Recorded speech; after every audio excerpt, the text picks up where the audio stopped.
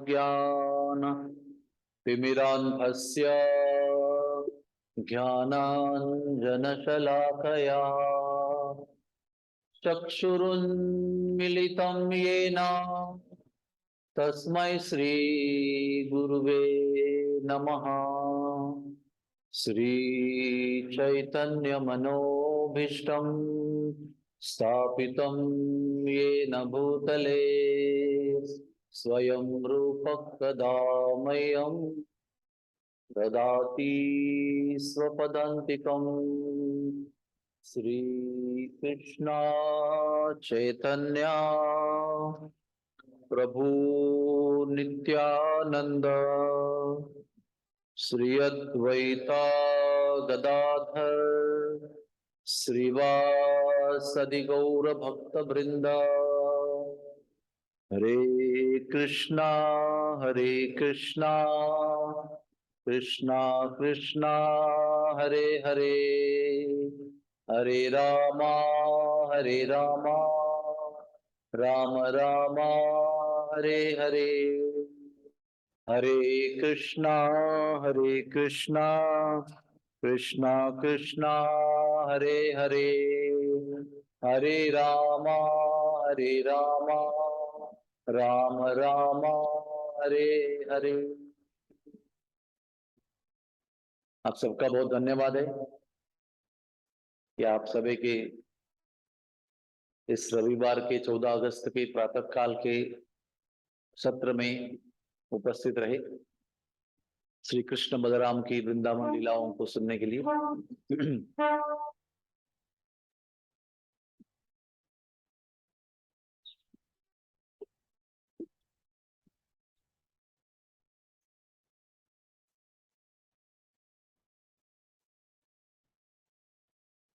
हरे कृष्णा।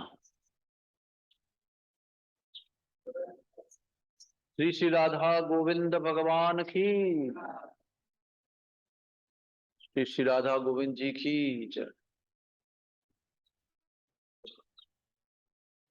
तो कल की शाम की कथा में हमने प्रलंबासुर के विषय में वर्णन किया था। तो प्रलंबासुर का पूर्व इतिहास क्या है वो बताना बाकी है। बलराम जी ने धेनुकासुर का वध किया और प्रलंबासुर का वध किया। इन दोनों राक्षसों में अंतर यह था कि धेनुकासुर अपनी जगह बैठा था, किसी को जाकर वो तंग नहीं कर रहा। हाँ ठीक है, फल नहीं दे रहा था किसको, बात अलग है। लेकिन बाकी सारे राक्षस बीच में आकर कृष्ण की लीलाओं में भंग डाला उन्होंने। प्रलंबासुर का ये विशेषता थी कि प्रलंबासुर बहुत कपटी था। कुछ लोग है ना ऐसे क्या कहते हैं उसको, प्लान करके पाप नहीं करते हैं, पाप हो जाता है। लेकिन प्रलंबासुर कैसा था? प्रलंबासुर ने पहले जाकर बहुत सारा स्टडी किया था। उसको ये भी पता था कि आज के पूरे गौचारण के अंदर ये ग्वाल बाल एब्सेंट रहने वाला है। उसको भी स्टडी किया और पूरी तरह से उसका वेशभूषा, उसका चाल चलन, उसका तौर तरीका सब सीख लिया। फिर वेशभूषा बदली की उसने और फिर आया। तो एक होता है योजनाबद्ध पाप, प्लान्ड सिंपल एक्टिविटी, और एक होता है हो जाता है इससे। योजनाबद्ध पाप जो है वो ज्यादा गहरा होता है, उसका परिणाम भी ज्यादा गहरा होता है। और जो ऐसे हो जाता है उसको कम दंड मिलता है। तो देखिए धेनुकासुर अपनी जगह बैठा था, उल्टे कृष्ण बलराम और ग्वाल बाल ने जाके उसको डिस्टर्ब किया। वो तो सो रहा था। तो उसका जब वध हुआ तो वो सीधे गोलोक वृंदावन चला गया।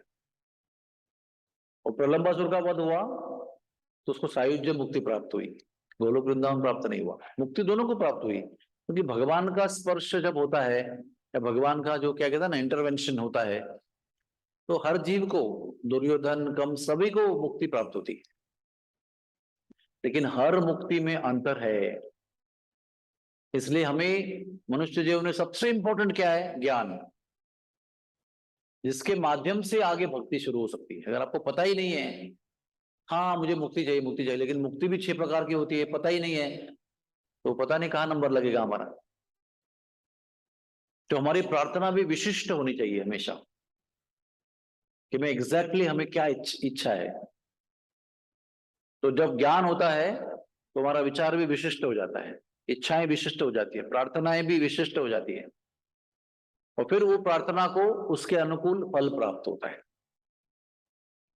तो प्रलंबासुर का इतिहास क्या था? रेणुकासुर का जो इतिहास था वो थोड़ा सा उद्दंड टाइप का था। प्रलंबासुर का जो इतिहास था वो बहुत सामान्य था, सौम्य था, लेकिन फिर भी फाइनली जो गतिविधि होती है ना, उस पर ज्यादा पाप या पुण्य की गिनती होती है। हाँ, यू में से कि मैं तो ब्राह्मण बॉर्न हूँ, जैसे रावण ब्राह्मण के परिवार में जन्म हुआ था, पुलस्त्य मुनि के घर में जन्म हुआ था उसका, तो वो काम नहीं आया उसके, क्योंकि उसका जो कर्म था वो बहुत खराब था। और हरिदास ठाकुर यवन के घर में जन्म लिए थे, जो गाय खाते हैं, लेकिन कर्म कैसे थे उनके? भगवान नाम के अंदर पूरे विलीन थे। तो इसलिए हमारा बैकग्राउंड क्या है और किस बैकग्राउंड से हम लोग आए हैं, ये इंपॉर्टेंट ज्यादा नहीं है। इंपॉर्टेंट सबको है, लेकिन ज्यादा इंपॉर्टेंट नहीं है। आज हम क्या कर रहे हैं उसके ऊपर हमारे आगे की गति जो है वो निश्चित हो जाती है। इसलिए हमेशा हमें ज्यादा भूतकाल के विषय में चिंता नहीं करनी चाहिए, ज्यादा भविष्य काल की भी चिंता नहीं करनी चाहिए। वर्तमान काल में हम लोग क्या कर रहे हैं उसका हमको बहुत गहराई से विचार करना चाहिए, क्योंकि आज का वर्तमान आपका कल का भविष्य बनेगा। तो प्रलंबासुर का पूर्व इतिहास इस प्रकार से है कि यक्षराज कुबेर ये शिव जी की आराधना करते थे, और उन्होंने अपना एक सुंदर फुलवारी बनाई थी। फुलवारी मतलब फूलों का बगीचा, जिसको सुंदर हिंदी भाषा में फुलवारी कहते हैं। तो देखो ना, स्वर्ग लोक हो या पृथ्वी लोक हो या पाताल लोक हो या नरक लोक हो, है तो सब भौतिक दुनिया का ही हिस्सा। और भौतिक दुनिया की जो प्रवृत्ति है ना, वो अमीरों में भी वैसी होती है और गरीबों में भी वैसी होती है। जब पढ़े लिखे लोग भी ऐसे होते हैं और अनपढ़ लोग भी वैसे होते हैं। आपके सोसाइटी में जो 1 BHK वाला सोसाइटी है उसमें क्या क्या समस्या है, लोग कैसा बिहेव करते हैं, वैसे 4 बेडरूम वाले आलीशान करोड़ों रुपए के फ्लैट की सोसाइटी में भी वही झगड़े होते हैं। क्योंकि मनुष्य की प्रवृत्ति बदलती नहीं है धन आने से या विद्या आने से, या धन नहीं होने से या विद्या नहीं होने से। मनुष्य की स्वाभाविक प्रवृत्ति जो है ना वो वैसी रहती है। तो ये क्यों बता रहा हूं मैं? अरे कुबेर वो इतने उच्च लोक में रहते हैं, वो यक्ष लोक में रहते हैं, वहां पर फुलवारी बनाई है, वहां पर शिव जी का पूजन हो रहा है, फिर भी यक्ष लोक के लोग उनके गार्डन में आकर फूल चोरी करते थे। बोलो अभी आप, तो यक्ष बन के क्या लाभ हुआ? यक्ष लोग हमारे से बहुत ज्यादा प्रगत है, मतलब एडवांस्ड है बहुत।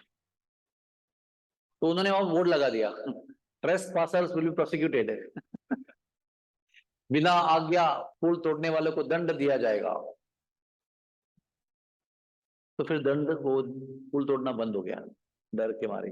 क्या बताया था उन्होंने? हम लोग ने क्या लिखते हैं कि बिना आज्ञा प्रवेश निषेध, इतना ही लिखते हैं। उन्होंने कहा बिना आज्ञा प्रवेश करेंगे तो राक्षस बन जाओगे। ऐसा एक जनरल सर्वसामान्य शाप दे दिया, जो भी आके टच करेगा राक्षस बनेगा। किसी स्पेसिफिक व्यक्ति को नहीं दिया। तो फिर लोकल लोग जो थे वो इस पाप से वंचित हो गए। लेकिन एक हुहू नाम का गंधर्व था, गंधर्व लोक में। वो घूमते घूमते, उसका पुत्र जो है उसका नाम था विजय, विजय गंधर्व। तो विजय गंधर्व घूमते घूमते यक्ष लोक में आ गया और उसने फुलवारी देखी। अभी देखो, जब भी हम कहीं भी सुंदर फूल देखते हैं ना, क्या होता है, मन तुरंत तोड़ने का मन होता है। मतलब किसी ने उसको मेहनत किया है, किसी ने उसको लगाया है, किसी ने जल दिया है, किसी ने संभाला है। हाँ, पक्षियों से, कुत्तों से, गाय से उसको संभाल के रखा है। और वो इतने सुंदर फूल इसलिए खिले हुए हैं, और वो उसका डायरेक्ट जो फल है वो हमको चाहिए, रिजल्ट जो है, बिना किसी मेहनत किए हुए।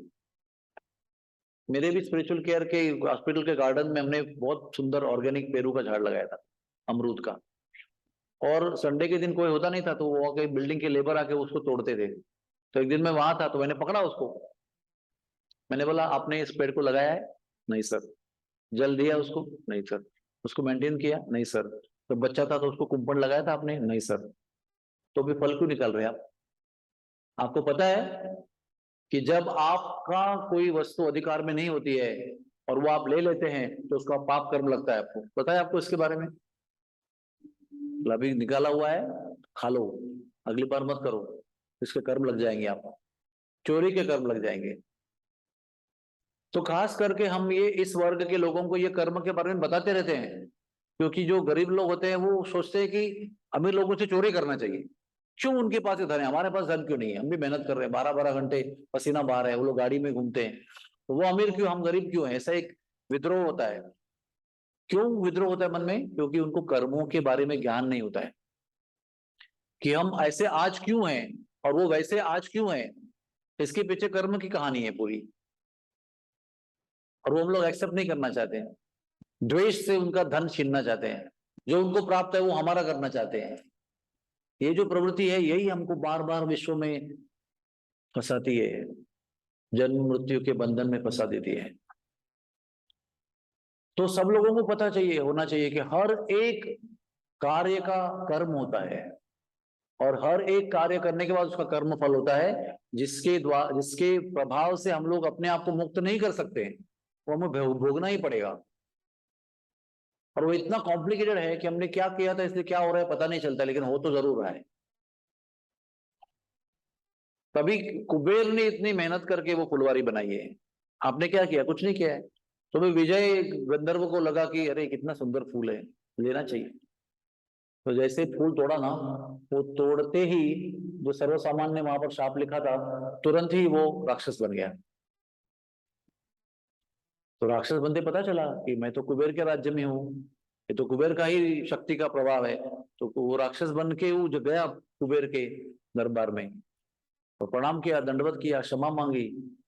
तो ने कहा जो शाप दिया था मैंने वो तो लगेगा आपको, लेकिन क्योंकि आप नम्र हो गए ना, इसलिए मैं आपको थोड़ा उत्शाप देता हूँ। उत्शाप यानी डिस्काउंट देता हूँ, शाप के अंदर डिस्काउंट देता हूँ कि 4 लाख साल तक आप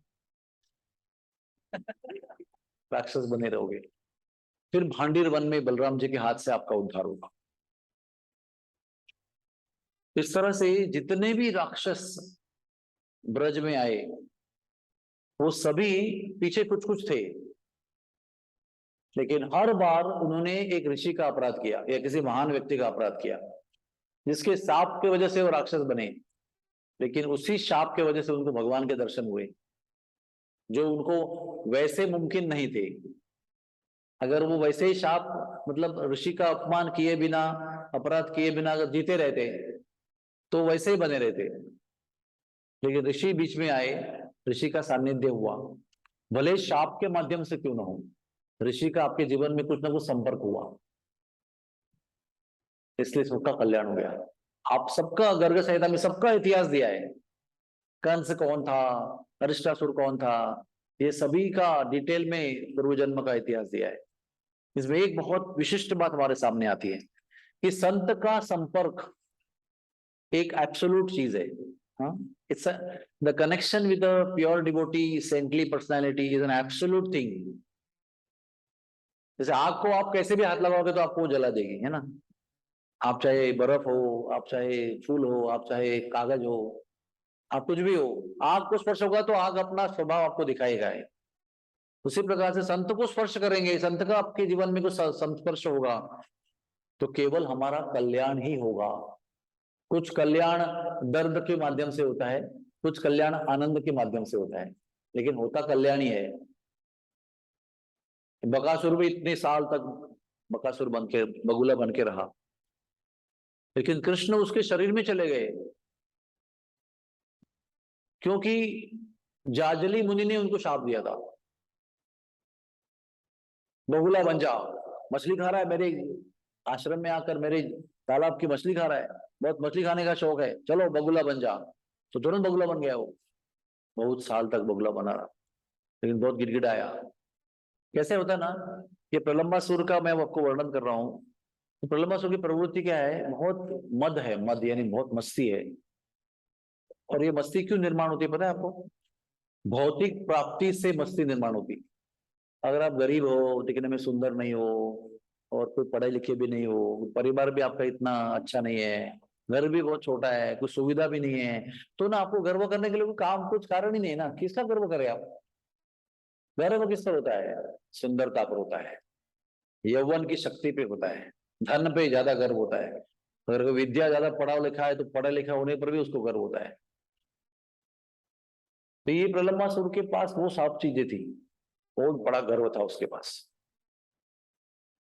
तो ये गर्व जो है वो हमें भगवान से दूर कर लेता है। प्राइड तो पहले तो पतन का कारण होता है और उसके बाद में भगवान से दूर कर देता है। इसलिए कभी भी अहंकार नहीं करना चाहिए, मैं कुछ हूं। उस अहंकार को हम बदल सकते हैं कि मैं भगवान का दास हूं। तो आपकी सारी विद्या, आपका सारा धन, आपका ऐश्वर्य, आपका प्रसिद्धि, आपका यश, कीर्ति, वो सब भगवान की सेवा में लग जाएगा। और अगर भगवान संपर्क नहीं है, बहुत गर्व है हमको, तो वो भगवान से आपको अलग कर देगा और वो सारी चीजें जो है, धन, आपका विद्या, वो सब भगवान के विरुद्ध पाप कर्म में लगाया जाएगा। आपकी बुद्धि, अबे आतंकवादी बहुत बुद्धिमान होते हैं, अच्छे घर से होते हैं, धनवान होते हैं, बहुत सारा उनके पास धन संपत्ति विद्या कुशलता बुद्धि बहुत होती है, लेकिन क्योंकि भगवान से विभक्त हैं, भगवान को सोचते हैं कि भगवान के साथ में, लेकिन भगवान से विभक्त कार्य कर रहे हैं, तो क्या उनकी बुद्धि, उनकी कला, उनका कौशल सब मनुष्य की जाति के विध्वंस में लगा हुआ है। और वही भक्त, जब वो भक्त बन जाते हैं तो वो सारी भगवान की सेवा में लग जाते हैं। तो हमारी बुद्धि, हमारी शक्ति, हमारी विद्या, हमारा सौंदर्य, हमारा यौवन, हमारा प्रभाव, कि जब भगवान की सेवा में लगता है तो जीव का कल्याण हो जाता है। इसलिए धन अच्छा या बुरा नहीं है, विद्या अच्छी या बुरी नहीं है, सौंदर्य अच्छा या बुरा नहीं है, आप उसका उपयोग कैसे कर रहे हैं उस पर वो अच्छा है बुरा तय होता है। इसलिए प्रलंबासुर छल कपट से आया था ना, उसकी बुद्धि का इस्तेमाल कैसे किया, जाके पूरा रेकी किया, कौन सा बालक है, कौन एब्सेंट रहने वाला है, कैसे चलता है, कैसे कपड़े पहनता है, और फिर वो छल कपट करके आया। फिर उसको वो लाभ नहीं हुआ जो धेनुकासुर को हुआ। अरिष्टासुर की भी यही कथा है। अरिष्टासुर, वो तो इतना बड़ा बैल था, वो भयंकर था। उसका पाप क्या था, वो एक वरतंतु नाम का ब्राह्मण था, वो बृहस्पति का शिष्य था। हाँ, और बृहस्पति के क्लास में बैठा, अभी तो आप लोग भी क्लास में बैठे हैं, लेकिन सब लोग अदब से बैठे हैं। हाँ, तो ऐसे पैर फैला के वक्ता की ओर और टेक के ऐसे जमाए दे रहा है, और ऐसे डिसरिस्पेक्टफुल, मतलब अनादर पूर्वक कोई बैठा नहीं है। तो कथा का नियम है, अगर आपको कथा का पूरा लाभ लेना है तो ऐसा लिखा है कि कथाकार के स्तर से नीचे बैठना है, कथाकार के ऊपर नहीं बैठना चाहिए। अभी इमरजेंसी हो यात्रा में तो सब जगह लोग बैठ जाते हैं, लेकिन वो बात अलग है। लेकिन जहां मौका है वहां पर आपको कथाकार के नीचे बैठना है, कथाकार के साथ में सामने अदब से बैठना चाहिए, क्योंकि कथाकार जो आपको दे रहा है ज्ञान, उसको स्वीकार करने के लिए आपके शरीर की जो अवस्था है वो भी अनुकूल होनी चाहिए, सतर्क होनी चाहिए। हो सकता है आप वृद्ध हो, आपको कमर में दर्द हो, पैर में दर्द हो, तो कुर्सी लेके बैठ सकते हैं, कहीं बैठ नरम गद्दी पे बैठ सकते हैं, लेकिन भाव कैसा है, मुमुक्षु भाव होना चाहिए, ग्रहण करने योग्य।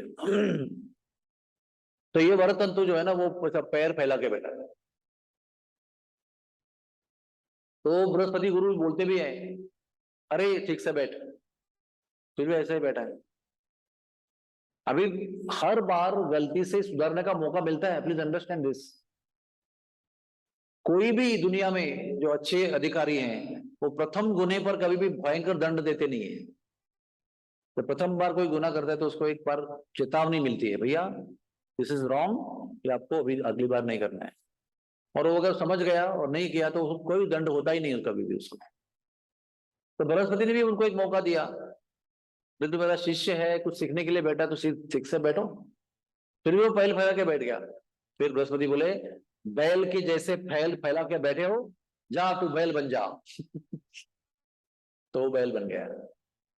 अब होता क्या है, जो आलस्य की वजह से वैसे बैठा है, या कोई मद की वजह से ऐसा बैठा है, कोई गर्व की वजह से वो अपराध कर रहा है, तो जैसे ही शाप प्राप्त होता है और कोई गधे का या बगुले का या बैल का या घोड़े का शरीर प्राप्त होता है, तुरंत वो सारा आलस्य अहंकार सब खत्म हो जाता है।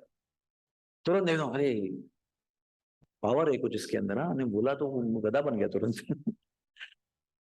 तो वैसे वो जो जैसे ही बैल बन गया, वो तुरंत बृहस्पति के चरणों में गिर गया। बोले माफ कीजिए माफ कीजिए। मैंने नहीं, अभी तुमको मौका दिया, तुमने नहीं सुना, अभी फल भोगना ही पड़ेगा, जाओ। तो कुछ ना कुछ करो महाराज जी, कुछ ना कुछ करो। हाँ, जब कृष्ण आएंगे गोवर्धन में तो आपका उद्धार करेंगे। तो ये जो वरतंतु था ना, ये जैसे अरिस्टाटल को भगवान ने मारा ना, वो तुरंत एक ऐसा दिव्य शरीर वाला तेजस्वी व्यक्ति बन गया। उसका प्रकाश से पूरा गोवर्धन का इलाका प्रभासित हो गया, उद्भासित हो गया, और सबकी आंखों के सामने वो दिव्य विमान पे सवार हो गया। भगवान को प्रदक्षिणा किया उसने, धन्यवाद दिया, अपने गुरु को धन्यवाद दिया। हाँ, अगर वो शाप नहीं देते तो आज मेरा ये कल्याण नहीं होता। वापस बृहस्पति लोक में नहीं गया, वो सीधे गोलोक वृंदावन चला गया।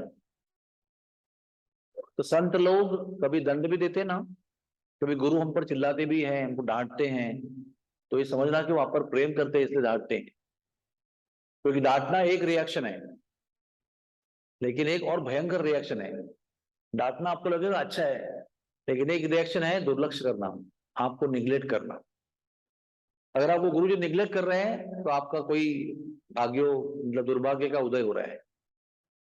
और गुरुजी आपको अगर डांट रहे हैं तो आपको उनका धन्यवाद करना चाहिए और अपने आप को भाग्यवान मानना चाहिए कि गुरुजी ने मुझे डांटा, क्योंकि वो मुझे अपना समझते हैं। डांटते किसको है? जिसको अपना समझते हैं।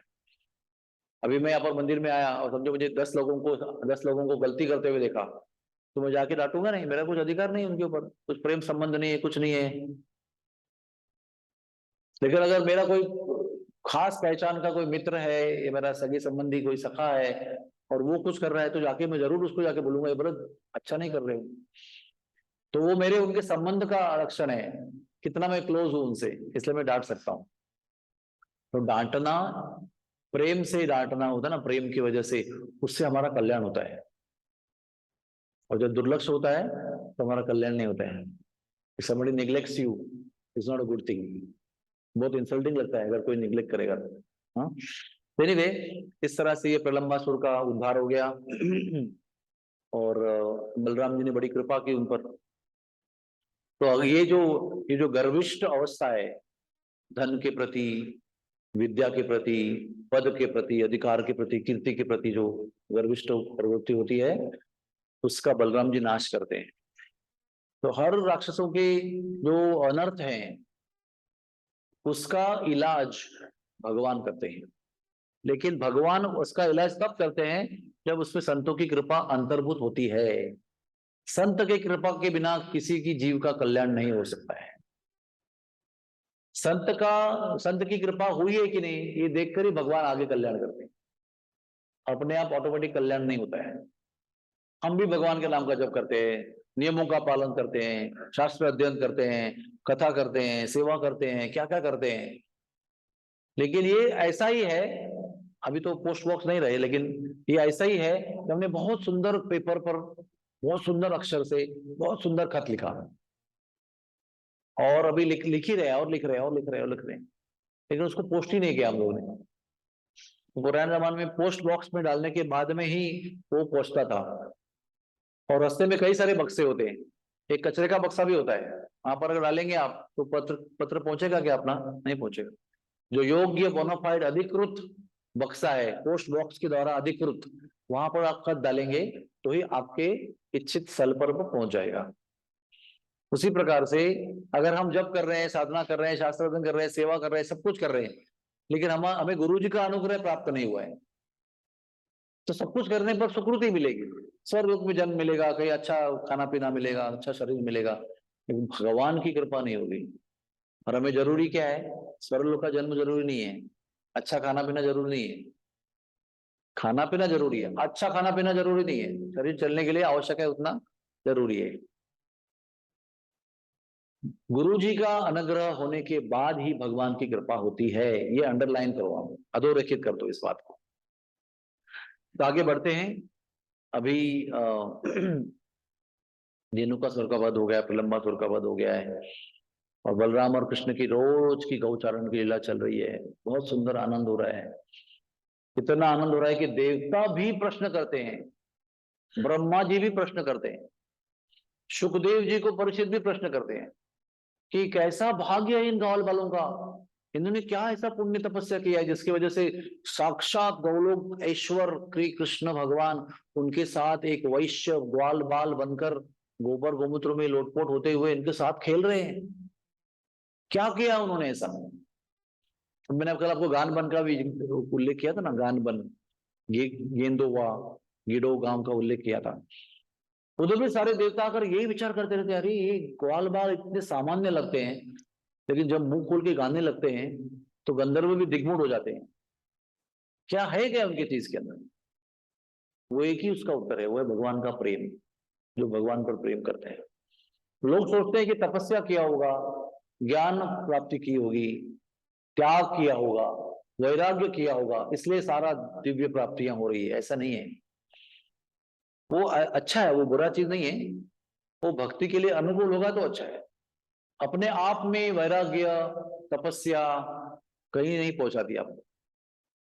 अपने आप में करेंगे तो, भगवान से संलग्न करेंगे तो उसके दिव्य लाभ है।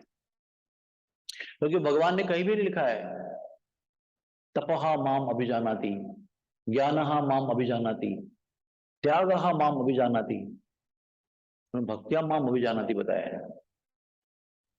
योगी नाम सपि सर्वेशाम मद्गति अंतरात्मना। सब योगी मुझे ही मिलने का कोशिश करते हैं, सब योग पद्धति मुझे ही जुड़ जाती है, लेकिन सारे योगी योग पद्धति में भक्ति योग पद्धति जो है मद्गति अंतरात्मा, जो योग पद्धति मुझ में कनेक्टेड है, मुझसे कनेक्ट करती है प्रेम में, वो सर्वश्रेष्ठ है। इसलिए हम लोगों को ये जानना चाहिए कि ये ग्वाल बाल, ये गोपियां, इनका भी इतिहास है, सबका इतिहास शास्त्र में दिया गया है।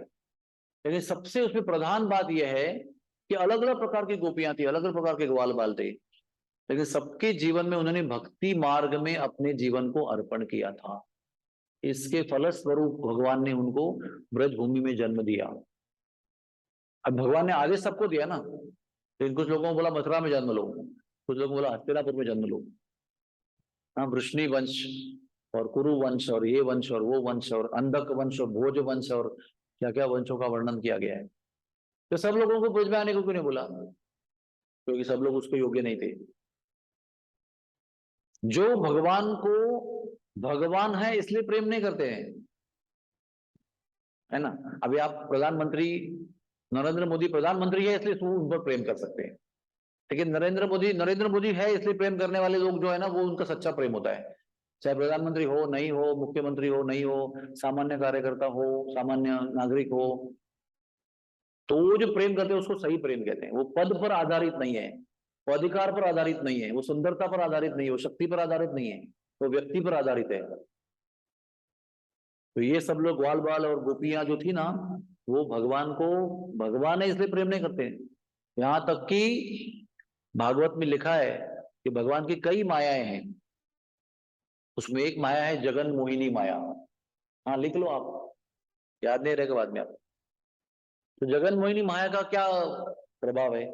जगन मोहिनी माया भगवान के शुद्ध भक्तों के बुद्धि से या स्मरण शक्ति से ये बात छीन लेती है, ये जानकारी, ये ज्ञान कि कृष्ण भगवान है ना। अब समझो आप आत्म साक्षात्कारी जीव हो, आपका साक्षात्कार भगवान का हो गया आपको, तो आप हमेशा भगवान की याद करेंगे ना, भगवान की स्मृति में रहेंगे, भगवान का चिंतन करेंगे और भगवान को जानेंगे कि ये भगवान, मैं जो कुछ चिंतन कर रहा हूँ वो भगवान है। और आदर पूर्वक, विथ ऑ एंड रेवरेंस, सम्मान के साथ आप उनका चिंतन करेंगे। तो ये जो ज्ञान है उनका भगवान के विषय में, वही जगन मोहिनी माया छीन लेती है। तो बचता क्या है कि कृष्ण भगवान है, ये नॉलेज हट जाता है, और बचता यही है कि श्री कृष्ण मेरा पुत्र है, मेरा मित्र है, मेरा सखा है, हाँ, मेरा गांव वाला है। I like him just because he is he, that's all. I don't like him because he is God. तो ब्रज की विशेषता क्या है?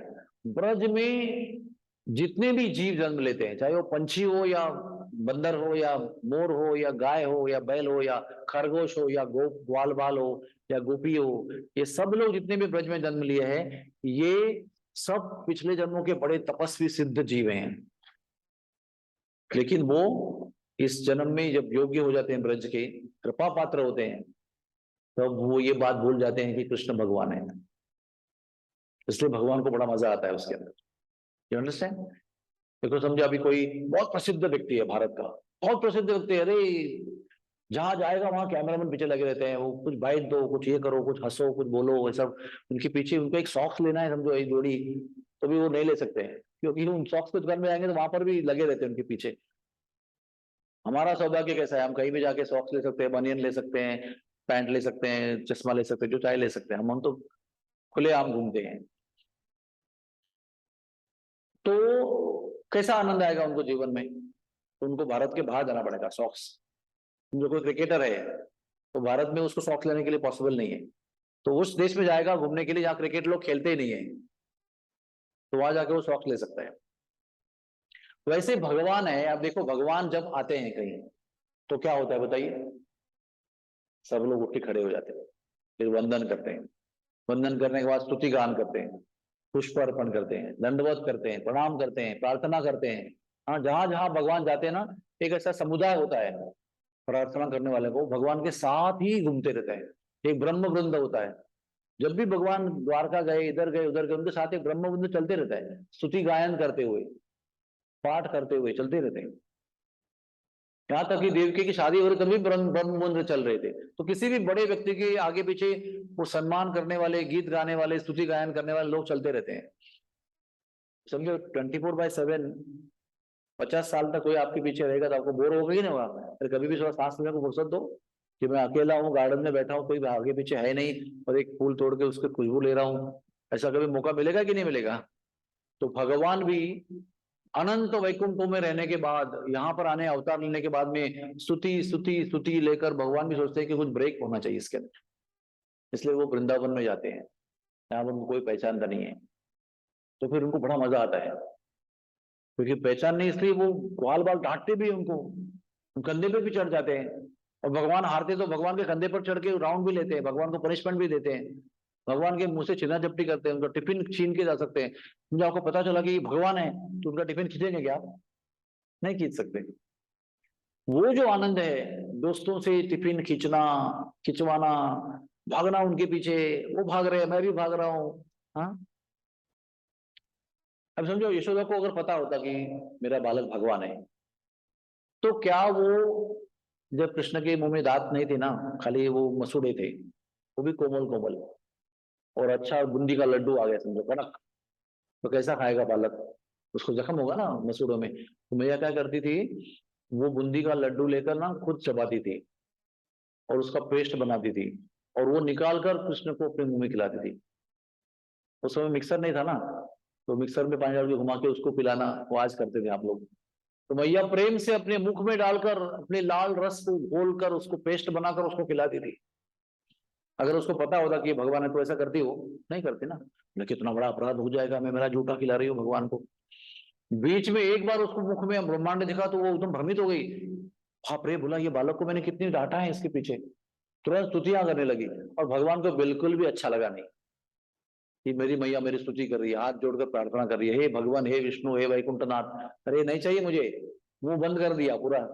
हाँ, वो फिल्म बंद कर दिया उन्होंने, मुंह का स्विच ऑफ कर दिया, और एक स्माइल दे दिया, मधुर मुस्कान। तो मधुर मुस्कान देते ही मैया सब कुछ भूल गई जो कुछ समय पहले देखा था। वो देखकर जो प्रभाव मन में हुआ था वो भी वाइप आउट हो गया उसका। अब जो सोचिए कितना स्वीट लाइफ है वृंदावन का। इसलिए ब्रजवासी बहुत स्पेशल है। और ये स्पेशल बात जो है ना, ये कभी भी ब्रज के बाहर के लोगों के समझ में नहीं आता है। मैं आपको एग्जांपल देता हूँ। हाँ, एक ब्रज में जगह है, उसका नाम है गणेशरा।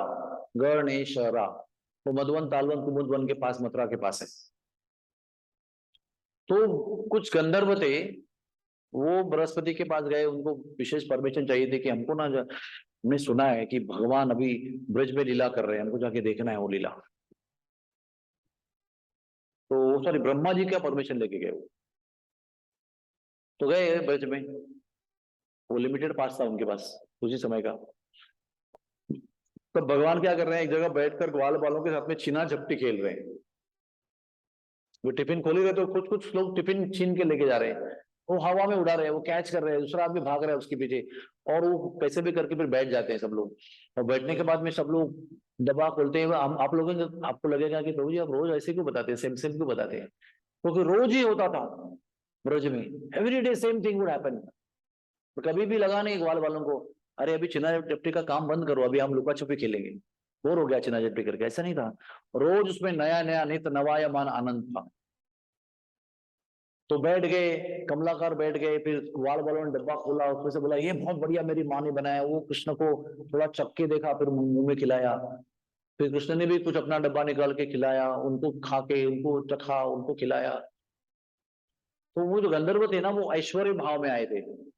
उनकी भगवान की संकल्पना क्या थी, अरे भगवान मतलब हम भी हमारे धाम में भगवान को पूछते हैं, वो पूरा ऑल्टर में रखते हैं उनको, फिर उनको भोग थाली लेके आते हैं, तुलसी लगाते हैं, मंत्र बोलते हैं, पर्दा बंद करते हैं, बहुत देर तक बैठते हैं, स्तुति गान करते हैं, भोजन का गायन करते हैं ना, भज भक्त वत्सल श्री गौर हरि। हाँ, बहुत सारे भजन के अलग अलग संप्रदाय में भजन है, भोजन के वो गाते हैं, फिर उसको उतारते हैं, फिर वैसे ही नहीं खाते हैं उसको, तुरंत पैसा लगा है उसको खाली करते हैं, उसको धोते हैं ठीक से, सब कुछ इत्मीनान से बैठ के फिर आनंद से उसका प्रसाद ग्रहण करते हैं।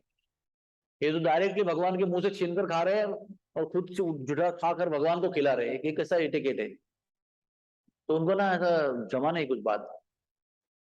तो वो सोच के आए थे कि ये भगवान है, उनका लीला देखने के लिए आए थे, उनको देख रहे हैं, फिर भी पहचान नहीं पाए, और डाउट मन में लेकर चले गए कि भगवान है क्या, ये कैसे हो सकता है भगवान। हम जो भगवान को देखा है, जो हमारे लोक में आए, तो अभी तो कितना उनका बड़े जाग होता है। इसलिए केवल ब्रज में आने से माधुर्य प्राप्त नहीं होता है, वो भाव की आवश्यकता होती है। केवल वो थिएटर में गए इसलिए आपको समझ में नहीं आएगा क्या चल रहा है। इसलिए वो गंधर्व प्रवेश कर चुके ब्रज में, फिर भी जब तक ऐश्वर्य भाव को मन में बनाए रखते हैं, तब तक भगवान की माधुर्य की जो महिमा है वो समझ में नहीं आती है। जब तक आपका रेडियो आप फाइन ट्यून नहीं करते ना, तब तक आपको पूरा क्लियर साउंड सुना नहीं पड़ता है, श्रीलंका का, ऑस्ट्रेलिया का, तो फाइन ट्यूनिंग करना पड़ता है। वो भाव है। और देखो, वो जाकर जो देखे ना, उनका उल्टा परिणाम हुआ, भगवान की लीला देख के उनको कुछ लाभ नहीं हुआ, उल्टा संदेह लेके लौट गए। और ब्रह्मा ने पूछा तो क्या देखा भाई लोग तुमने, तो ब्रह्मा जी तो जाके वही बताया उन्होंने जो उनको लगा। हम तो गए थे, उनको देखा, लेकिन लगता है वो भगवान नहीं है, वो तो ऑर्डिनरी बालक है, वो तो ऐसे ही, तो रास्ते के बालक होते हैं ना, खेलते रहते कुछ भी करते रहते, वैसे कर रहे हैं वो। I don't think he is God. आप सोच सकते हैं ना, चेतना अगर सही नहीं होगी तो सर्वोच्च वस्तु प्राप्त होने के बाद भी आपको उसका लाभ नहीं होगा। सर्वोच्च वस्तु प्राप्त करने के लिए सर्वोच्च चेतना होनी चाहिए, और वो चेतना पर काम करना हमारा कर्तव्य है। और वो जो दुष्परिणाम हुआ वो इतना गहरा था कि वो संदेह लेकर जब ब्रह्मा के पास गए, ब्रह्मा जी को बताया उन्होंने, क्या क्या हुआ, ब्रह्मा जी के मन में भी संदेह हुआ। जब तक तो मैं समझता था कि वो ब्रज में जो बालक है वो भगवान है, मुझे भी डाउट हो रहा है कि वो मैंने भेजा है उनको देखने के लिए, लेकिन आई डाउट माई सेल्फ। तो वो संदेह जो उन्होंने वहां अपनी गलत चेतना से उत्पन्न किया, वो जाकर ब्रह्मा जी को भी दे दिया, ब्रह्मा जी उससे दूषित हो गए। तो उसके बाद न्यूज आई कि अगासुर का वध हुआ, तो और संदेह बढ़ गया, ये कैसे हो सकता है, ये बालक अगासुर को कैसे मार सकता है, जाके देखता हूँ।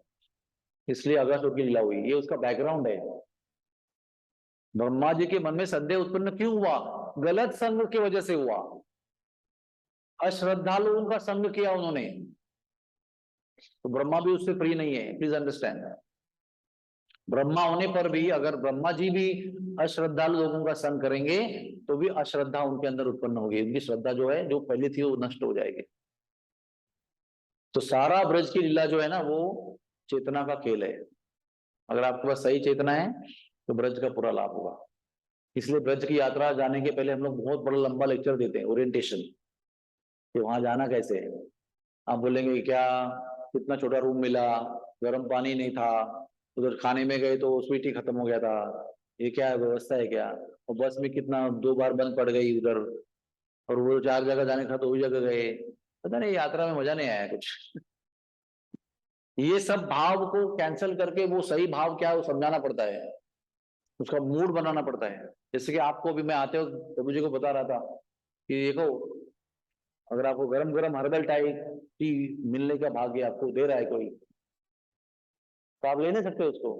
आपके हाथ में कप चाहिए, कप। अभी स्टील का होगा तो हाथ जलेगा आपका, आपको चिकन माटी का कप होना चाहिए। और आपको जितना बड़ा कप आपके पास है उतनी आप गरम गरम चाय ले सकते हो। तो छोटा कप है और भर के लिया तो वो आपके ऊपर गिर सकता है। तो बड़ा कप होगा तो आपको पौना कप लेंगे तो आपका बराबर से आपको चाय का गरम गरम सिप सिप लेकर आपको आनंद ले सकते हैं। तो बिना वो कप के आप गरम चाय का भाग्य प्राप्त होने पर भी आप गरम चाय नहीं ले सकते।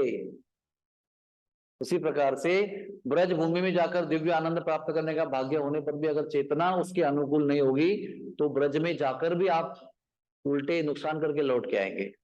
जैसे गणेश में गंधर्व के बालक सब वहां पहुंचे, गए थे तो भगवान का दर्शन करने और डाउट लेके वापस आ गए। एनीवेज ये सब भूमिका ना बहुत जरूरी है। मनुष्य जीवन ये सब भूमिका पर आधारित है। वे कवि है समझो, वो जब हिरन को देखता है ना तो उसके मन में कविता आती है। कितना सुंदर उसका ब्राउन रंग का स्किन है, उसके अंदर कितने सुंदर चंदेरी डॉट्स हैं, उसके सिंग देखो कितनी शाखाएं हैं उसके अंदर, उसकी आंखें देखो कितनी गहरी है, झील जैसी गहरी आंखें हैं। ऐसा करके वो कविता करना शुरू कर देगा। और उसी हिरन को अगर शेर देखेगा तो कविता करेगा, अच्छा खाद्य है, ब्रेकफास्ट के लिए अच्छा है ना। तो हिरन तो वही है ना। तो फर्क किस चीज में है? फर्क देखने वाले की दृष्टि में है। तो देखने वाले की दृष्टि बदलनी चाहिए। इंद्र भी एक बार वहां पर सुअर बनकर नीचे रह रहा था पृथ्वी पर, शाप प्राप्त होने पर। और इतने सारे गटर में, गटर का पानी बह रहा है, उसके अंदर फ्रेश टूल यूरिन बह रहा है। उधर उसकी पत्नी भी है, उसके बच्चे भी है, सब डोल रहे हैं, इसके आनंद में रह रहे हैं। और स्वर्ग में बहुत दिन से राजा नहीं है, राजा को शाप प्राप्त होकर सुअर बन के पृथ्वी पर चला गया।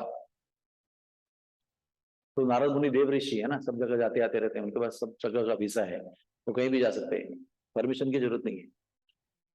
तो उनको भेजा गया, जाओ भाई इंद्र भगवान को वापस लेके आओ।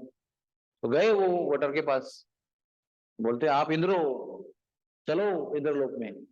बोले कैसा इंद्र, कौन इंद्र? कितना बढ़िया गटर का पानी बह रहा है, इधर से फ्रेश माल आ रहा है, तो पति पत्नी बच्चे आनंद ले रहे हैं। क्योंकि वो सुअर की चेतना में था, इसलिए सत्य का परिचय देने के पश्चात भी वो सत्य को समझ नहीं पा रहा था इंद्र, क्योंकि सुअर के शरीर में सुअर की चेतना थी, अहम ममेति, अब मैं सुअर हूं, ये भाव में था वो। तो जैसे ही बहुत देर समझाया उसको तो भी नहीं माना। तो इन देवर्षि नारद ने अपनी शक्ति से उसको उसकी मूलभूत ओरिजिनल कॉन्शियसनेस उसको दे दी, बाय मर्सी, अपने आप दे दिया। ऐसा होता नहीं कभी, लेकिन संत की कृपा से हो सकता है। तो जब भी वो सुअर के शरीर में इंद्र की चेतना प्राप्त हुई तो बोले भाई कहां पर हुई, कटर में कैसे आ गया मैं, ये कौन है बाजू में, ये सब कौन? अभी बोल रहा था मेरी पत्नी मेरे बच्चे, अभी बोल रहे कौन है गंदे जब जीव, कहां से घूम रही है, ये कहां से पानी आ रहा है, मैं यहाँ पर क्यों आ गया, निकालो मुझे बाहर यहाँ से। जब चेतना परिवर्तित हुई ना तो सत्य का परिचय हुआ। इसलिए मनुष्य जीवन में इंपॉर्टेंट क्या है? जो आपको दिख रहा है वो क्या सत्य स्थिति में दिख रहा है कि भ्रम स्थिति में दिख रहा है? ये सब चेतना के ऊपर कार्य करने के लिए हमको मनुष्य जन्म मिला है। बाकी पंछी, कीड़े मकोड़े, प्राणी, जलचर, पेड़, वृक्षावली, ये अपनी चेतना को चेंज नहीं कर सकते हैं। लेकिन मनुष्य जीव ऐसा अकेले जीव है जो अपनी चेतना को चेंज कर सकता है। संतों के संग से साधना करके पूरी चेतना को चेंज करके परम संत की चेतना तक पहुंच सकता है। हम सब लोग हरिदास ठाकुर बन सकते हैं अगर हम चाहते हैं, तो नहीं चाहते इसलिए हम लोग यहाँ बैठे हुए हैं।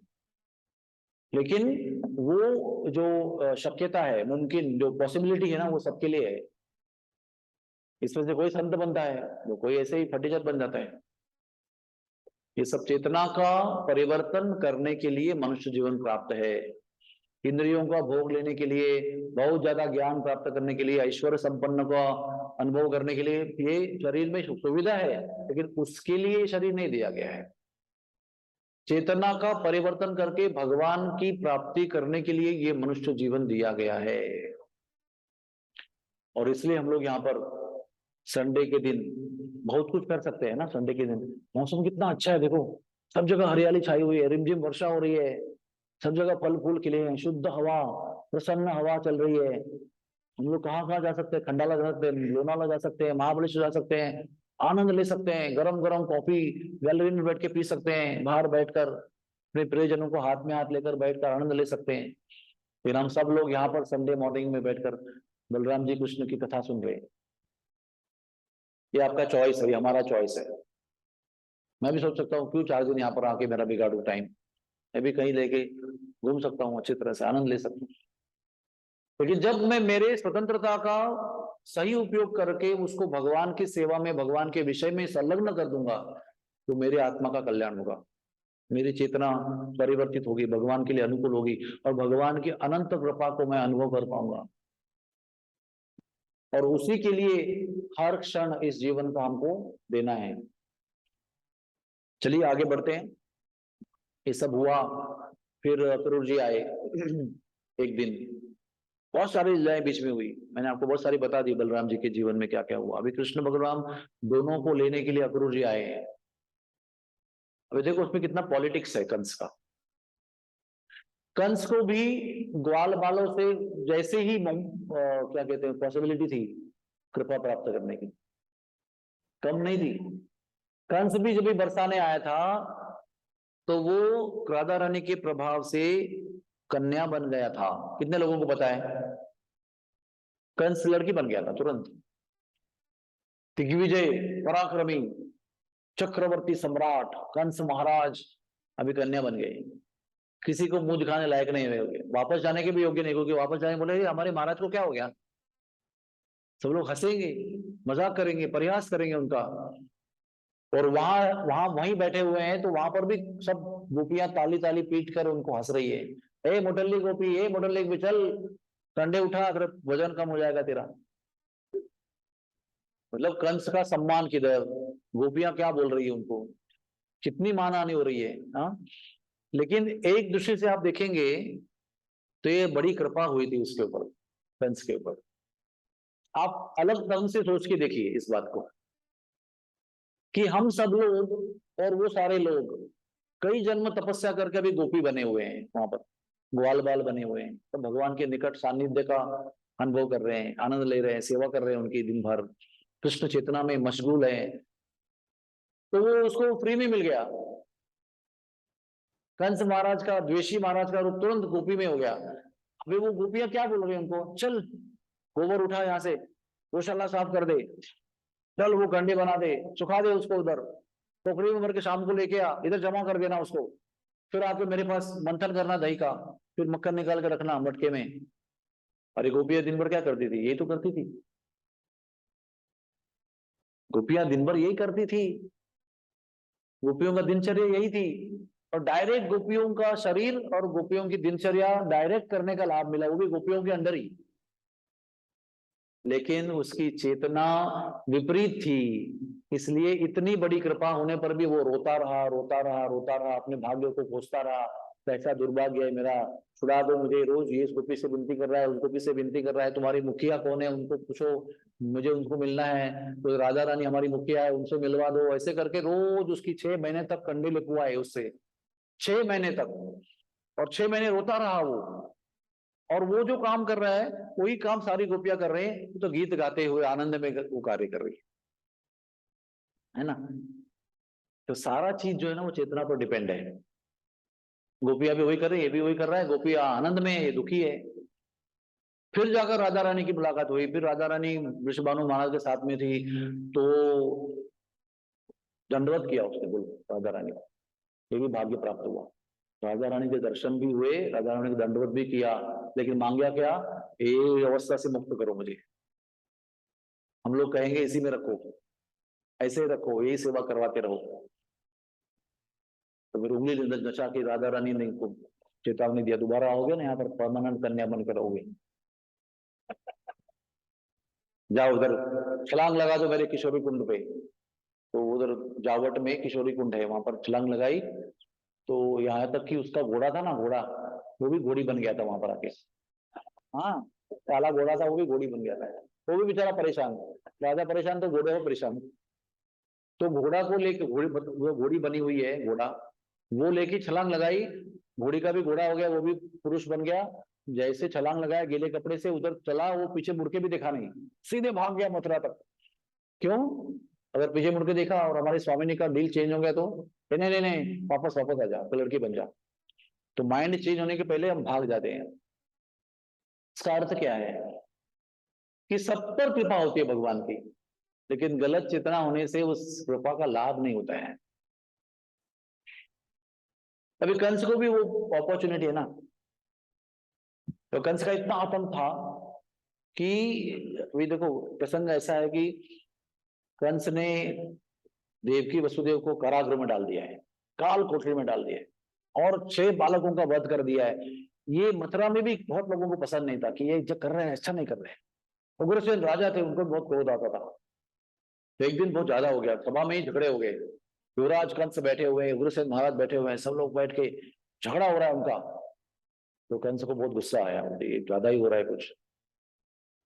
तो कंस के पक्ष के लोग कंस के पीछे आ गए ना, समझो मैं भी झगड़ा कर रहा हूँ तो मेरे लोग मेरे पीछे आके खड़े हो गए। उधर के लोग शस्त्र निकालकर उग्रसेन महाराज के पीछे खड़े हो गए। पता नहीं कब भी युद्ध हो सकता है। और युद्ध हुआ, सभा मंडप में युद्ध हुआ। तो कंस ने ऐसा पराक्रम दिखाया, बहुत बलशाली था ना वो। सारे उग्रसेन के सैनिकों को सब टुकड़े कर दिए उसने, अपनी गदा घुमाई ऐसे, किसी के नख टूट गए, किसी के सर टूट गए, किसी के हाथ टूट गए, किसी के पैर टूट गए, किसी के शरीर से खून की नदी बही, किसी के कितने मुकुट, हाथ पैर, मांस खून का सब मसाला बन गया पूरा, उधर कीचड़ बन गया उसका पूरा। और वो सबको मतलब वध करता रहा। फिर अपने पिताजी को खींचा उसने और अरेस्ट करवा के जेल में डाल दिया और खुद राजा बन गया। ये घटना इतनी भयंकर थी कि सबसे पहले तो आश्चर्य घटना थी, अरे कंस ऐसे भी कर सकता है। यहाँ तक बाहर तो बहुत आतंकवादी था, लेकिन पिता को भी दंड दे सकता है, इतना भयंकर होगा उसको, उनको कल्पना है। सब आश्चर्य से भयभीत हो गए थे, एक तो आश्चर्य एक तो भय। तो ना बहुत लोग उनके अंदर कृष्ण के लिए और वसुदेव के लिए, उग्रसेन के लिए फेवरेबल थे, लेकिन ये भयंकर स्थिति को देखते हुए ना वो बहाना बना के अपने अपने गांव चले गए। दूर दूर तक कहीं कि कोई बोला सिक लीव, कोई बोला कुछ, कोई बोला काम करके छोड़ के चले गए कंस का आश्रय, तो कोई दूर रहने लगे, अलग अलग देशों में आश्रय लेकर रहने लगे। लेकिन अक्रूर जी जैसे लोग फिर भी रहे उनका, क्योंकि उनका भाव क्या था अक्रूर का कि कभी ना कभी तो कृष्ण अवतार लेंगे, तो ले लिया कृष्ण ने अवतार। कभी ना कभी तो आएंगे, उसका वध करेंगे, तब उनकी सेवा करने का मौका मिलेगा, तो इसके इर्द गिर्द रहना अच्छा है। तो नेगेटिव वातावरण में भी अक्रूर जैसे लोग वहां रहे, आतंक को और असुविधा को सहते हुए। देवकी ने भी क्यों बच्चों को पैदा करना ही जारी रखा, क्योंकि मैं कष्ट सहूंगी अभी और पुत्र शोक को सहन करूंगी, तो 8वें पुत्र के रूप में कृष्ण आएंगे, तो जगत का उद्धार होगा। मुझे कष्ट होगा लेकिन पूरे विश्व का कल्याण होगा, पूरा विश्व कंस के आतंक से मुक्त हो जाएगा अगर मैं कुछ करूंगी उसके लिए। इसलिए वो भी अपना काम करती रही, अक्रूर जी भी वहीं रहे। तभी जब जितने लोग भेजे कृष्ण को मारने के लिए, कोई लौट के नहीं आया, ओनली 1 वे टिकट, वापसी का टिकट कैंसिल। क्योंकि जो भी गए मारने के लिए बड़े गर्व से गए, अरे मैं तो ऐसे मार दूंगा उसको, तो क्या बालक के अंदर ग्वाल बाल के अंदर क्या है इसके बाद। लेकिन सबका काम तमाम हो गया उधर। तो फिर मीटिंग हमेशा होती रहती थी, क्या बात है क्या बात है, ऐसा क्यों हो रहा है। तो अभी राक्षसों ने क्या सलाह दिया उनको, अभी हमको समझ में आ रहा है कि आप कृष्ण के ग्राउंड पर राक्षस भेजकर वहां पर उसको मारने का प्रयास कर रहे हो। अभी कृष्ण को अपने ग्राउंड पर लेकर आओ, तो तुम कृष्ण की भूमि पर जाकर उसको मारने का प्रयास कर रहे हो, इसलिए कृष्ण वहां भारी है। ये तुम्हारी भूमि है, मथुरा कंस की नगरी, तुम यहां पर बुलाओ उसको, फिर उसको मारना आसान हो जाएगा। और ऐसा हम लोग फील्डिंग करेंगे पूरा सब कुछ कि एक एक भी चीज है जो उसको मारने के लिए योग्य होगी। लेकिन कभी बच भी गया तो आगे ऐसा फांसा बना देंगे उसके लिए कि मर ही जाएगा, वो बचेगा ही नहीं, तुम तक पहुंच नहीं पाएगा। तो फिर धनुर्यज्ञ का आयोजन किया, है ना, धनुर्यज्ञ का आयोजन किया। उसके पास उसकी भी एक कहानी है कि जब कंस पराक्रम करने चला गया था ना, तो महेंद्र पर्वत पर भी गया था। और महेंद्र पर्वत पर वो परशुराम जी महाराज वहां पर तपस्या कर रहे थे। इसने जाकर महेंद्र पर्वत को 100 बार उठा के हिलाया, इतना बल था उसके अंदर। तो परशुराम जी बहुत परेशान हो गए, क्रुद्ध होकर बाहर आ गए, बोले कौन उद्दंड बालक आ गया है। तो उनको देखते ही तुरंत परिक्रमा किया, उनका दंडवत किया, और वो महाराज क्षमा चाहता हूँ। तो दंडवत करते ही वो शांत हो गए, बोले क्या चाहते हो। उनको मैं आपको आशीर्वाद चाहता हूँ। बोले तुम्हें अपने बल पर बहुत गर्व है। तो ऐसा धनुष था उनके पास, जो विष्णु ने परशुराम भगवान को अवतार लेते समय क्षत्रियों का वध करने के लिए दिया था। विष्णु धनुष परशु भी दिया था, और विष्णु का धनुष भी विष्णु ने दिया था, जागृत धनुष। ऐसा फेंका उसके ऊपर, तो कंस ने उसको पकड़ा ऐसे, हाँ, और इस पर प्रत्यंज चढ़ाओ, फिर मानूंगा कि तुम बलवान हो। तो कंस ने उस धनुष्य के ऊपर, विष्णु के धनुष्य के ऊपर, उसका वजन देखेंगे आपको चक्कर आ जाएगा सुनकर। 1,00,000 भार, मतलब क्या होता है, एक भार 40 किलो का होता है। 40 लाख किलो, ऐसा एक लौकिक वर्णन है उसका। Not necessary it has to be that much, but it was like too much. वो भी उसको ऐसा हाथ में नीचे रखा, बोला उसको उठाओ, तो एक बात है, और फेंक दिया उसके ऊपर तो भाई वो गिर जाएगा खुद, ऐसे हो सकता है ना। तो उसको ऐसा पकड़ा, उसको पकड़ के 100 बार प्रत्यंचा चढ़ाया उसके ऊपर, 100 बार डोरी लगा के उसको, उसके ध्वनि से पूरा विश्व ब्रह्मांड गूंजता रहा। तो परशुराम भी प्रसन्न हो गए, अरे क्या बल है तुम्हारे पास। बोलते ले लो, तुमको भेंट ले लो इसकी, तुमने जिसको उठाया है वो तुम्हारे लिए भेंट है। लेकिन जाते जाते कान में क्या बोला, जो ये तोड़ेगा ना वो तुम्हारा वध करेगा।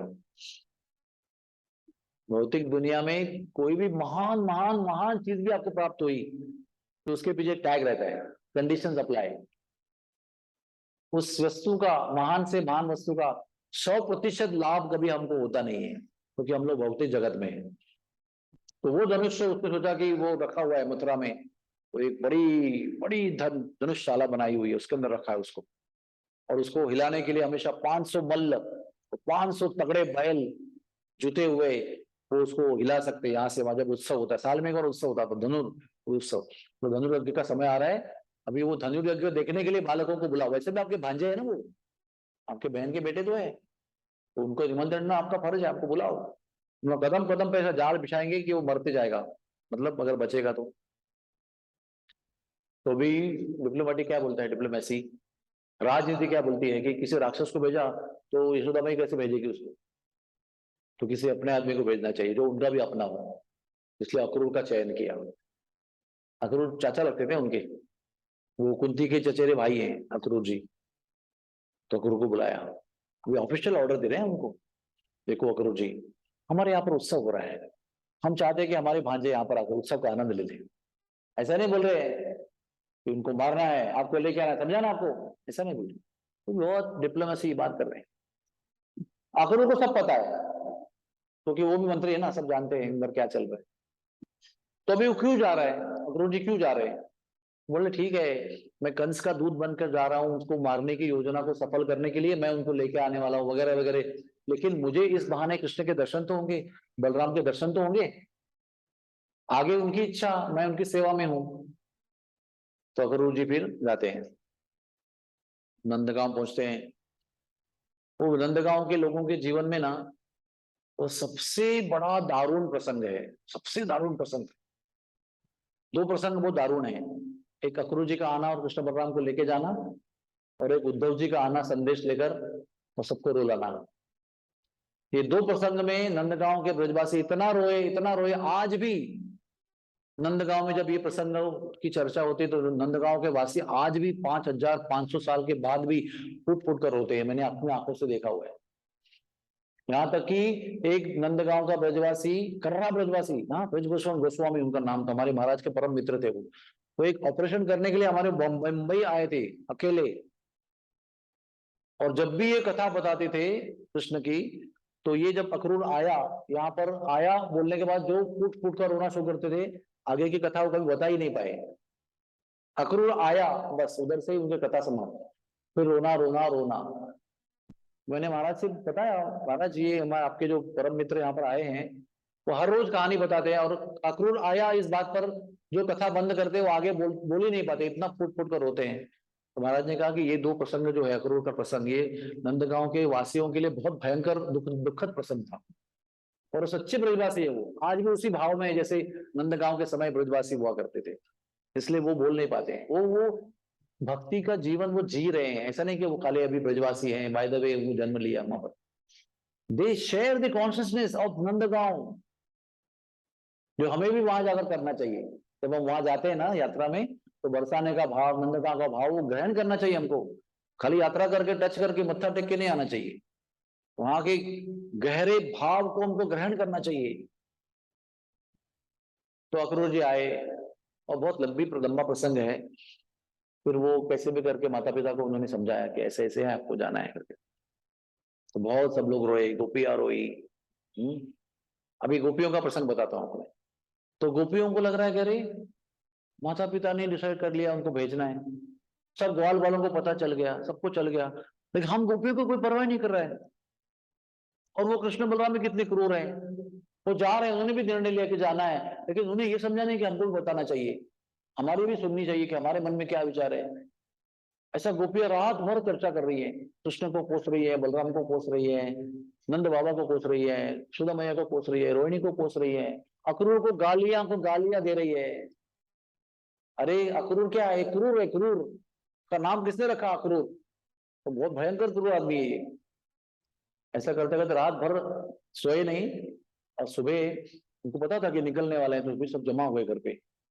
ऐसा पूरा नंद भवन घेर लिया पूरा, जहां रथ लगा हुआ है, जिस बैठ कर जाने वाले उसको भी घेर लिया पूरा, वो जाने नहीं देंगे। अक्रूर जी आके बैठ गए, कृष्ण बलराम भी आके बैठ गए, तो सारी जनसंख्या जो है गोपियों की उधर इकट्ठा हो गई, बोले जाने नहीं देंगे आप। कैसे आप जा सकते हो, हम कैसे जिएंगे, आप तो जाओगे, हम तो यहाँ पर ना खा पाएंगे ना पी पाएंगे, हमारा क्या होगा, आपका मर जाएंगे। तो कृष्ण भगवान बोलते हैं अरे इतना भी क्या है, मैं कह रहा हूं ना आपको 2 दिन में आऊंगा लौट के। हाँ ठीक है, आज मेरी घंटी मैंने लगा दी है बंद करने के लिए, ठीक है 15 मिनट बंद कर देंगे। तो तो बहुत भाव, क्या कहते हैं, कशमकश हो गई। गोपी अपना भाव प्रकट कर रहे हैं, कृष्ण कह रहे नहीं नहीं, इतना क्यों चिंता करते हो, मैं आऊंगा। अरे प्रेम भी ऐसा होता है क्या, थोड़ा संयम भी रखना चाहिए प्रेम में। विश्वास रखो मैं आऊंगा 2 दिन के बाद, थोड़ा संयम रखो मैं आऊंगा। नहीं मानी गोपियां। फिर ना वहां पर एक गांव है, उसका नाम है वज्रवारी। उसको बिजवारी कहते हैं आज, लेकिन उसका ओरिजिनल नाम है वज्रवारी, क्योंकि भगवान ने चिंतन करके वज्र आघात किया उधर, इतना जोर से ध्वनि हुई, इतना भयंकर ध्वनि हुई कि उस ध्वनि की वजह से सारी गोपियां बेहोश हो गई। तुरंत कृष्ण बलराम ने अक्रूर को कहा कि चाचा जी तुरंत रथ निकालो भैया, ये तो हम जा नहीं पाएंगे, ये तो सब ट्रैफिक जाम बना के रखा है, रास्ता निकल नहीं पाएगा, आप निकलो अभी आप। तो हवा की गति से रथ निकाला उन्होंने, और उधर अक्रूर गमन रास्ता है जो नंदगांव से बिजवारी होते हुए, सी पल्सो होते हुए, गोवर्धन होते हुए आज भी जाता है, उसको कहते हैं अक्रूर गमन मार्ग। अब वो मार्ग में बहुत तेजी से आगे बढ़ाया रथ उन्होंने।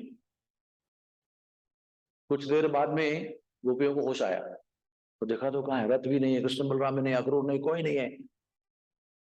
तो वो ऐसे भागे मथुरा की ओर उसी रास्ते पर। अभी आप सोचिए, रथ आगे चला गया है, रथ तो अपना स्पीड है ना, अभी आप गाड़ी को फॉलो कर सकते हैं, अगर टैक्सी गई आगे तो कितना दौड़ेंगे आप, तो कितनी गति से गया होगा। फिर भी गोपियों ने भागकर, पैदल भागकर उस रथ को पकड़ा, सी पल्सो गांव में, आज भी वो गांव है पल्सो नाम का, क्योंकि भगवान ने दोबारा वहां पर कहा कि मैं परसों आऊंगा, तो गांव का नाम पड़ा पल्सो। वहां पर वो प्रेम के रहस्य के विषय में चर्चा किया भगवान ने उनके साथ, कि ऐसा भी नहीं होता है प्रेम में, आपको थोड़ा विश्वास भी रखना चाहिए। तो फिर वो भगवान चले गए। तो आगे जहां अक्रूर जी ने प्रवेश किया था ना वृंदावन में, जमुना पार करके, क्योंकि कैसा है ना, यहाँ वृंदावन है, जमुना बीच में, बाकी मथुरा है, तो जमुना पार करके जब वो आए तो वो उधर उसी जगह लेके गए उनको वापस। उसको कहते हैं ब्रह्महृद, उस जगह का नाम है ब्रह्महृद, संस्कृत का नाम है, जिसको अक्रूर घाट कहते हैं वैसे लोकल लैंग्वेज में। तो अक्रूर ने सोचा कि जमुना नदी आई है, उसका आदर करना चाहिए, सम्मान करना चाहिए, स्नान करना चाहिए, आचमन करना चाहिए, पूजन करना चाहिए। तो ये रथ में बिठाकर उनको बोला आप बैठे रहो आराम से, मैं स्नान करके आता। जैसे जल में उतरे ना, तो जल के अंदर उनको ये दो बालक दिखाई पड़े। बड़े नटखट बालक है, मैंने कहा था रथ में बैठो, तो चिंता हुई उनको, तो देखा बाहर है कि नहीं, तो रथ में भी बैठे हुए। तो कहते बेटा ठीक हो ना आप लोग? हाँ मैं, चाचा आराम करो, स्नान करो आराम से, हम लोग बैठे। फिर डुबकी लगाई पानी में। अब की बार जो दिखा तो वो पहले से ही डिफरेंट था बहुत। अब की बार क्या दिखा, बलराम जी शेषनाग बने हुए हैं, बड़े विशाल, और कृष्ण जो है वो विष्णु बने हुए चतुर्भुज, और वो शेषनाग की शैया में ऐसे लेटे हुए आराम कर रहे हैं। और वो पहचान भी पा रहे हैं कि ये शेषनाग बलराम है और ये विष्णु कृष्ण है। उतना नॉलेज भगवान ने उनको दिया साक्षात्कार का, तो वो समझ गए कि ये साक्षात अनंत शेष और विष्णु है। और हमारे लिए आचार्य बताते हैं ये ऐसा क्यों दिखाया भगवान ने, कि अभी तक तो हम माधुर्य लीला में थे। कृष्ण बलराम ग्वाल बाल का सामान्य जीवन माधुर्य प्रेम से भरा हुआ, कोई ऐश्वर्य, कोई गदा, कोई चक्र, शंख, पद्म, कोई चार भुजा वाला कुछ काम नहीं है। ऐश्वर्य का कोई काम नहीं है, रथ और मुकुट ऐसा कुछ है ही नहीं। सामान्य जीवन था, लेकिन अति उच्च प्रेम का जीवन था वो। और यहां से अब हमारी माधुर्य लीला समाप्त होती है और हमारी यहाँ से ऐश्वर्य लीला आरंभ होती है, इसका उन्होंने ऐलान किया। तो कृष्ण बलराम जो है वो वृंदावन छोड़ के गए नहीं। मैंने क्या कहा पहले आपको, आपको याद होगा तो पहली कथा में क्या बताया था, अनंत शेष जो बलराम जी के ऐश्वर्य अंश हैं वो बलराम जी में विलीन हो गए। देवकी कृष्ण मथुरा से आकर माधुर्य कृष्ण यशोदा कृष्ण के अंदर विलीन हो गए, तो उसके अंदर है ना वो ऑलरेडी। तो वो जो हिस्सा है देवकी कृष्ण वो निकल गए, ऐश्वर्य कृष्ण, और बलराम जी के अंदर जो अनंत शेष का अंश है वो निकल गए और वो गए मथुरा। और जो माधुर्य कृष्ण है, यशोदा कृष्ण है, प्रेम कृष्ण है, वो उधर ही रहे। कहाँ रहे? वो सभी गोपियों के, ग्वाल बालों के, गायों के, बैलों के, बछड़ों के, माओं के, पिताओं के, यशोदानंद के, सबके हृदय में वो भाव रूप में प्रवेश किया उन्होंने। जितना उत्कट संग उनको प्रत्यक्ष वृंदावन में नहीं हुआ था, उससे भी अधिक उत्कट संग उन्हें कृष्ण के लौकिक दृष्टि से जाने के बाद हुआ। अभी मैं यहां बैठा हूं समझो, तो आप सबके लिए मैं एक ही हूं ना, यहाँ पर आप सब लोग मुझे देख रहे हो, एक ही हूं। लेकिन समझो मेरे में शक्ति ऐसी है कि मैं भाव रूप में सबके हृदय में प्रवेश किया, तो मैं कितने हो गया, जितने आप लोग हो उतना मैं हो गया ना। उसी प्रकार से जब कृष्ण थे तो सबके लिए वो एक ही कृष्ण थे। कभी कोई आप रासलीला में उन्होंने अपना मल्टीप्लाई किया, लेकिन आमतौर पे कृष्ण एक थे, बाकी सब गोपियां ग्वाल बाल थे। लेकिन जब वो शरीर रूप से चले गए मथुरा, तो सभी के हृदय में एक एक कृष्ण विराजमान है और सभी को उत्कट प्रत्यक्ष अकेला अकेला संग दे रहे हैं। इसलिए कृष्ण जाने के बाद में सभी ब्रजवासियों को कृष्ण का अति अति उत्कट संग प्राप्त हुआ, जो कृष्ण के वहां शरीर से होते हुए भी नहीं प्राप्त हुआ था।